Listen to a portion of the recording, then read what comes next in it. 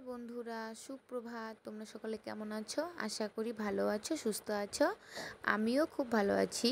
কোচবিহারের ছোট্ট একটি গ্রাম থেকে আমি বৃষ্টি। আমার এই নতুন ভিডিওতে তোমাদের অনেক অনেক স্বাগত ও শুভেচ্ছা জানিয়ে আমার ভিডিওটি শুরু করছি।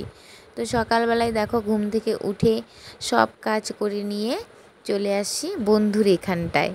তার কারণ কি, ওকে আমি ঘাস দিতে এসেছি আর ও দেখো আমার শরীরের সঙ্গে গলা একদম লাগিয়ে দিয়েছে, কি মানে আদর খাওয়ার জন্য বসে গেছে।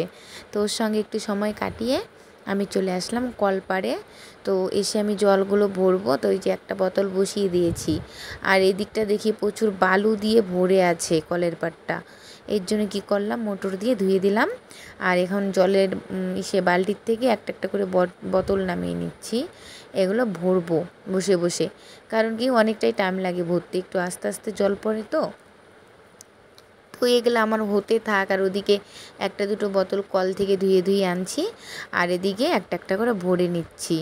কারণ কি প্রতিদিন আমি এভাবে ধুয়ে ধুয়েই নিই, কারণ কি জল খাওয়ার পরে না কে কোথায় যে রেখে দেয় তার কোনো ঠিক নাই। মানে বালুতে রেখে দেয়, ময়লা টয়লা একটুখানি ভরে যায়, কেমন হয় না দেখতে। সেই জন্য আমি ধুয়ে ঠুয়ে পরিষ্কার করে নিয়ে তারপরে এইখানটায় ভরতে থাকি। কারণ এই জায়গায় যদি আমি ধুয়ে নিই তাহলে আমার আরও জলটা ভরতে লেট হবে, তাই জন্য কল থেকে ধুয়ে নিচ্ছি। আর এগুলো করে চলে যাব চান করতে। চান করা হয়ে গেছে। এই যে দেখো, চান করার পরে ভাই নিয়ে এসছে এগুলো মুরগির টেংরি আর কি। তো ওই টেংরি যেগুলো বলে আর কি, মুরগির পা, এগুলো নাকি খাবে, তো এই জন্য নিয়ে এসছে। তারপর দেখো এই যে আমি বসে গেছি ভালো করার জন্য, ছুলার জন্য। তো তার আগে সবার আগে আমি গরম জলে দিয়ে নিয়েছি, তারপরে গরম জল থেকে উঠিয়ে ছুলে নিয়েছি। তারপর দেখো আবার ওই গরম জলে দিয়ে নিয়েছি, তার কারণ কি ভালোভাবে যাতে সাদা সাদা করতে পারি পরিষ্কার, সেই জন্য এইভাবে জলে একটু সময় ভিজিয়ে রাখলাম। একদম চকচকে হয়ে যাবে, তাহলে দেখতেও ভালো লাগবে। তো তারপরে আমি দেখো ওগুলো সব ধুয়ে ঠুয়ে চলে আসছি ঘরে। তো ওই দেখো থালাতে ওই টেংরিগুলোও রেখে দিয়েছি কেটে কেটে, আর এদিকে আলু, পেঁয়াজ, রসুন এগুলো সব কিছু ছুলে নিচ্ছি। তো আমার ছোলার দিকে হয়েও গেছে। আর এদিকে উনুনে ভাত বসিয়ে দিয়েছি হাঁড়িতে, দেখো ভাতটাও আমার হয়ে গেছে আর কি, নামাবো। তারপর দেখো ভাতটা নামিয়ে নিয়েছি, নামিয়ে উপর দিয়ে আবার তুলে দিয়েছি, মার পড়ে গেছে। এখন আমি এই যে মাংসটা রান্না করছি, এই যে লঙ্কা বেটে নিচ্ছি।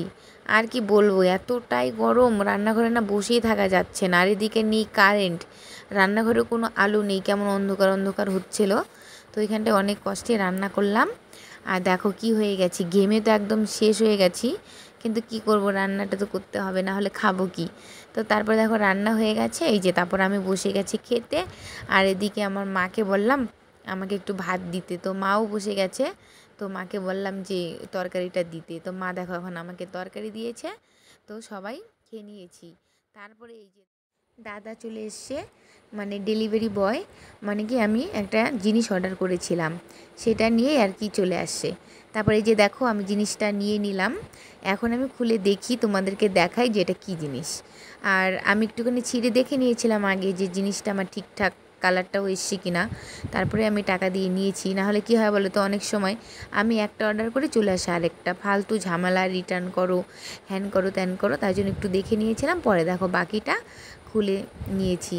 তো ওই চুড়িদারটা নিয়েই দেখো আমি এখন আসছি বাজারে। তো বাজারে এসছি, সঙ্গে এসছে মা, তারপর অর্পিতা, আমার বদ্দি, আমি। তো আমার জেঠুর দোকানে চলে এসেছি। তো আমি মানে যত কিছু সেলাই টেলাই করি এখানেই করি। আর তারপরে দেখো আমরা চলে আসলাম কিছু খাওয়ার জন্য। এই তো আমরা একটা চাউমিন মোমোর দোকানে চলে আসছি। এই দোকানটাতে আমরা সবসময় খাই, খুব ভালো করে বানায় চাউমিন মোমো, মানে যা কিছুই খাবে এখানেই পাওয়া যায়। আর প্রচুর লোকজনও আসে, ভিড়ও হয়, ভালোই বিক্রি হয়, টেস্টিও হয় প্রচুর। তো আমি খেলে এখান থেকেই খাই, না হলে অন্য কোথাও না আর খাই না। কারণ কি এই দোকানটা এমনি পরিষ্কার পরিচ্ছন্নভাবেও করে, খুব ভালো লাগে। তো দেখো খেতে বসে গেছি, তো মোমো খেয়ে নিচ্ছি আমরা। এই যে বদ্দিও কি খাচ্ছে, মা, আমরা সবাই খেয়ে এই যে বেরোইছি। এখন দেখো একটা কসমেটিকের দোকানে ঢুকবো, কারণ কি এখানে নাকি কিছু কেনাকাটা করবে। তো অর্পিতা, বদ্দি এরা নাকি কেনাকাটা করবে, দেখি কি কেনে। তো এসে তো দেখছি দোকানটাতে অনেক কিছুই আছে। আর যাই হোক, আমারও খুব পছন্দ হলো দোকানটার কানেরগুলো, বিশেষ করে দেখো কি সুন্দর বড় বড় কানের।